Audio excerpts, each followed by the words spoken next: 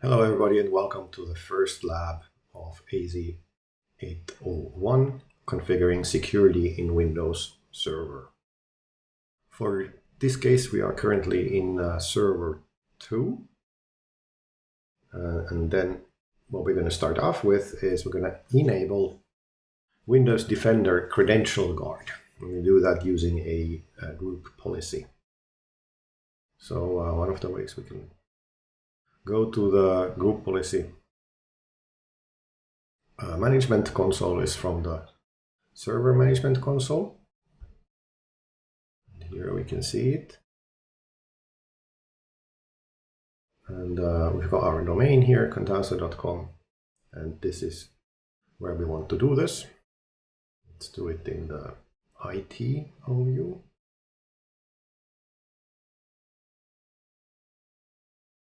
We're going to call this the Credential Guard GPO. So now if we open up IT, here we have it.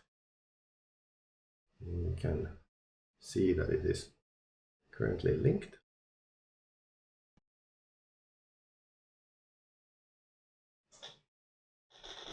So this Defender Credential Guard is under Computer Configuration, Policies, Administrative Templates, System. We've got Device Guard over here. And the setting that we want to change is we want to turn on virtualization-based security. You can edit that policy setting here and enable it. We can select the security level over here. We want to have, in our case, both secure boot and DMA protection. From the Credential Guard configuration, we want to set up a UEFI lock. And then in secure launch, we want to do enabled. Here you can see more information about this. These are options. But yeah, that should be it. Now we need to find the OK button. And you see that the GPO has now been enabled.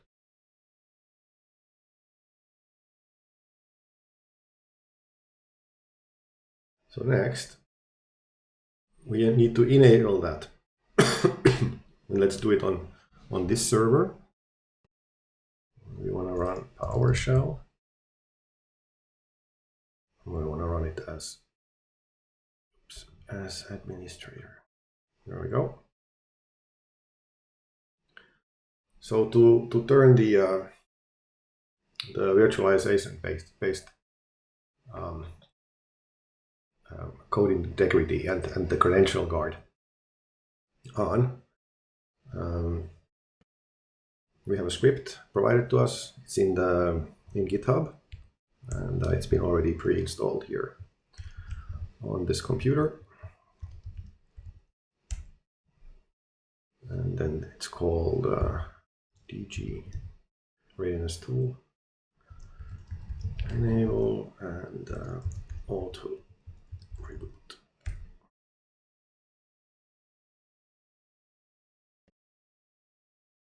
Okay, now it will restart.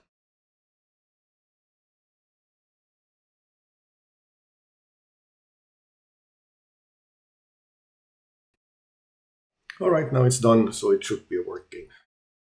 Next, let's see if we have any accounts here in the domain that don't have a password expiry date. Okay, so let's go for PowerShell again.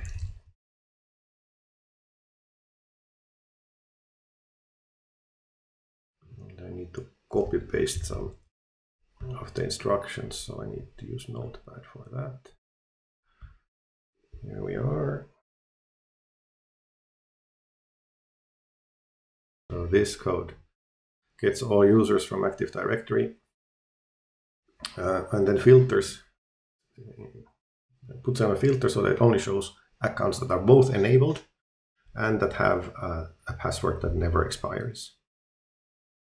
Oh, there was a lot of them. So let's enable password expiration for all of these users.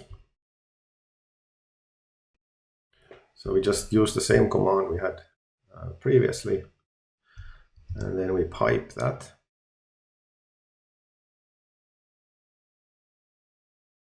Like here, we pipe that to set AD user password never expires false. So that way, all of the users that are in here in this list will get their password to expire. So now that that is done, now we can call the previous command again and see that there are no more users like that. Another thing we could do is look at how many users we have that haven't been logged in for 90 days or more. Again, I'll maybe clear this. So in the first command there, we're creating a variable called days, which is 90 days from this day backwards. And then we're again using getAdUser, but now we're looking at the last logon timestamp. So we want enabled users and the last logon timestamp being less than what our days variable says, right?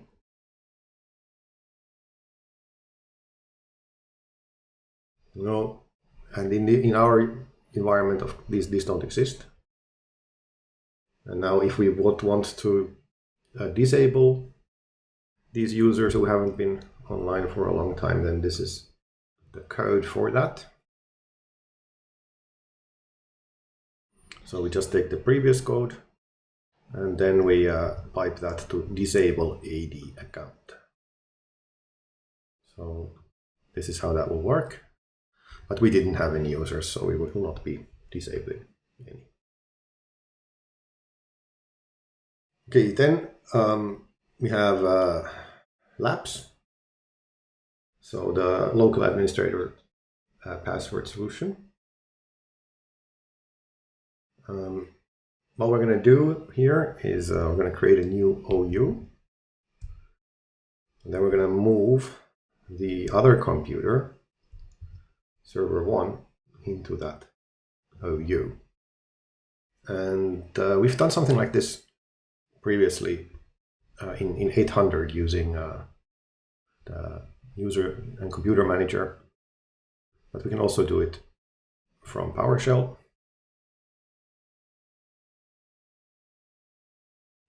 So here the first command creates that new OU called Seattle servers, and then what we're doing in the next one is we're first getting the computer, server 1, and then we're piping that to move AD object and give it a target path where we want it to get moved to. Like that. Then let's run the installer for labs.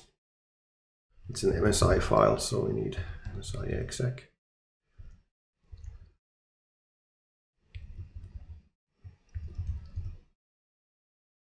It's 901, and then we have lab.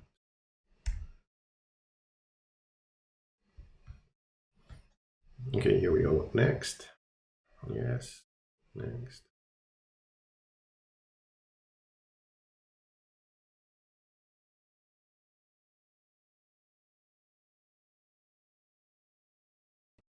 So here we imported the module for labs, and then we update the administrator password Active Directory schema, as we can see.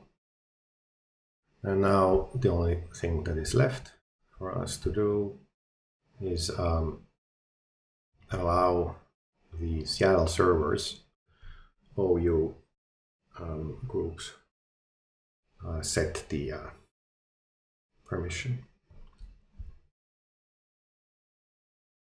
Okay. Good. Next, group policy. So here you see the Seattle servers OU. Let's create a GPO here. Let's call this the labs GPO.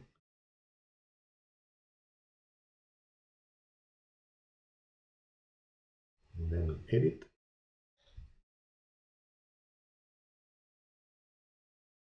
We want to have computer configuration, policies, administrative templates. Labs is right here. And now here we can do enable the local admin password management.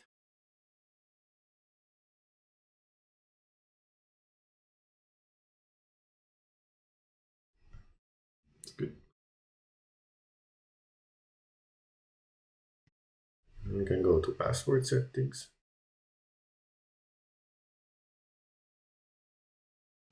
And put something like 20 here.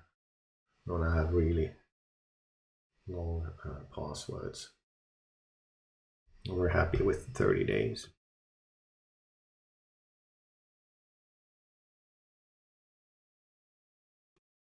Then let's move over to server 1.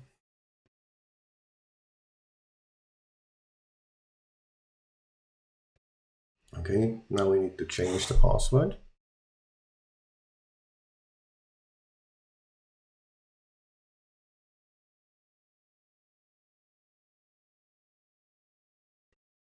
Then we need to get out of sconfig.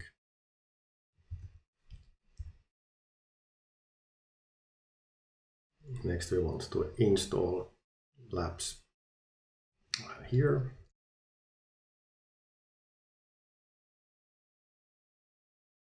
Using lab files, lab-01, labs, x64.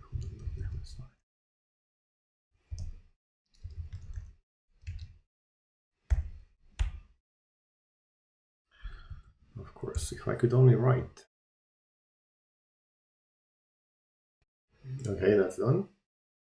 And now let's do a global policy update.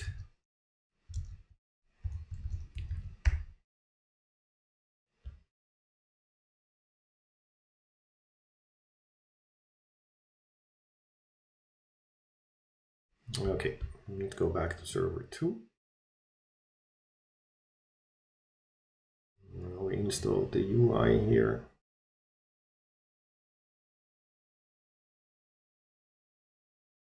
Here we go. So we have computer 1.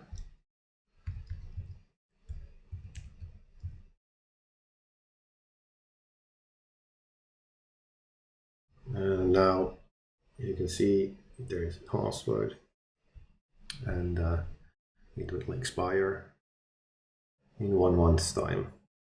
So we can change that or verify that, sorry, over here. If we want to get the computer and its name, let's see, server 1. Property MSMCS admin password. There you go. Great.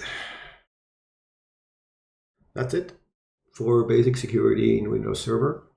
I hope you enjoyed it, and see you in your next lab.